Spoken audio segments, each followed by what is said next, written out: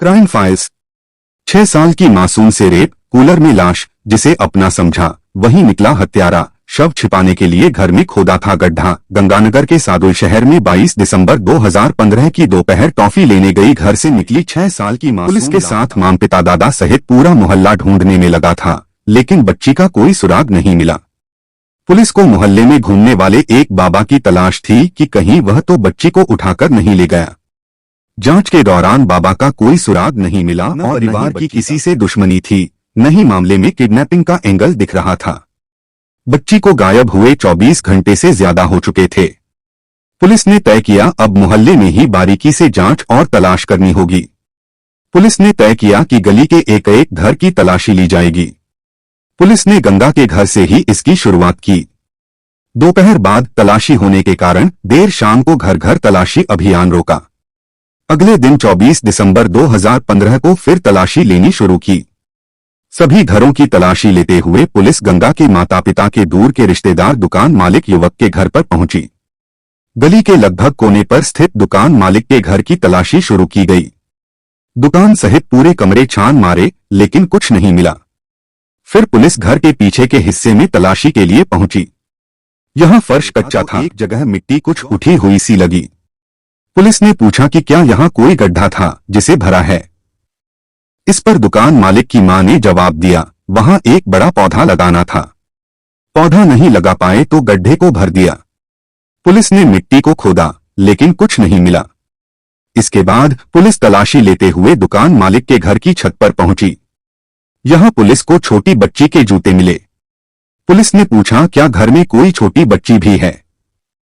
दुकान मालिक के परिजनों ने जवाब दिया नहीं, हमारे यहां तो कोई छोटी बच्ची नहीं है। पुलिस को शक हुआ और पूछा फिर ये छोटी बच्ची के जूते आपकी छत पर कैसे पहुंचे। इस बीच पुलिस ने गंगा के माता पिता को बुलवाया और जूते दिखाए। गंगा की मां फूट फूट कर रोने लगी, बोली ये गंगा के जूते हैं। पुलिस ने कहा कि अभी कुछ नहीं कह सकते, तलाशी और जांच जारी है। पुलिस ने अपनी टीम के साथियों के माम पिता को दुकान मालिक के घर से बाहर ले जाने को कहा।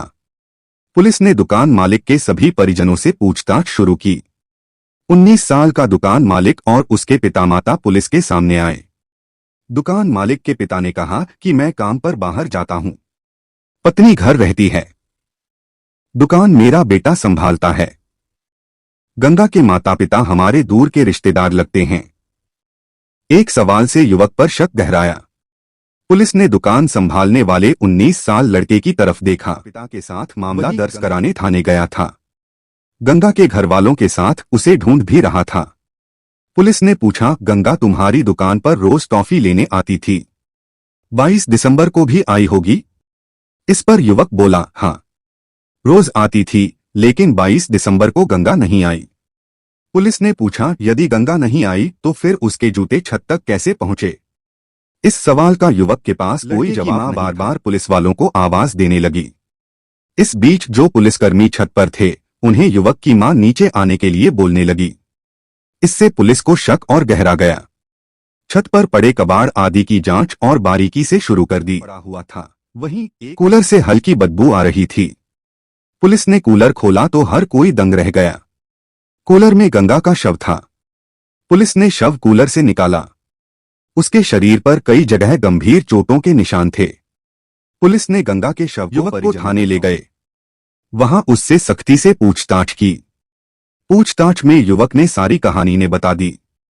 बच्ची की गला दबाकर हत्या। युवक ने बताया गंगा टॉफी लेने आई थी, उसे देखकर मेरी नीयत बिगड़ गई। मैंने उसे कहा एक बहुत अच्छी चॉकलेट लाया हूं, भीतर आएगी तो दूंगा। बच्ची भीतर आ गई। मैंने उसके साथ जबरदस्ती करने की कोशिश की, इस कारण उसे चोट लग गई और वो रोने लगी। मैं डर गया और इससे उसकी मौत हो गई। इस बीच मां को पता चल गया। पहले गड्ढा खोदा, फिर कूलर में छुपाया। मैंने बच्ची के शव को दफनाने के लिए घर के पीछे गड्ढा खोदा। मैं उसके शव को कमरे में लेने गया, तब मोहल्ले से गंगा को पुकारने की आवाजें आने लगीं। मैंने सोचा कि अभी कोई देख लेगा। मैं डर गया और गंगा के शव को उठाकर जल्दी जल्दी छत पर ले गया और कूलर में छिप खुल गए होंगे जिस पर मेरा ध्यान नहीं गया। मोहल्ले में इतना हल्ला हो गया कि मैंने सोचा कि जब मामला शांत हो जाएगा तब गड्ढे में दबा दूंगा। रात को भी मोहल्ले वाले गंगा को ढूंढते रहे, ऐसे में शव दफनाने का मौका नहीं मिला। जब पुलिस ने घर घर तलाशी शुरू कर दिया ताकि किसी को शक न हो। पुलिस ने पूछा, तेरे घर इतना सब हुआ, फिर तेरे माता पिता को कुछ नहीं पता चला?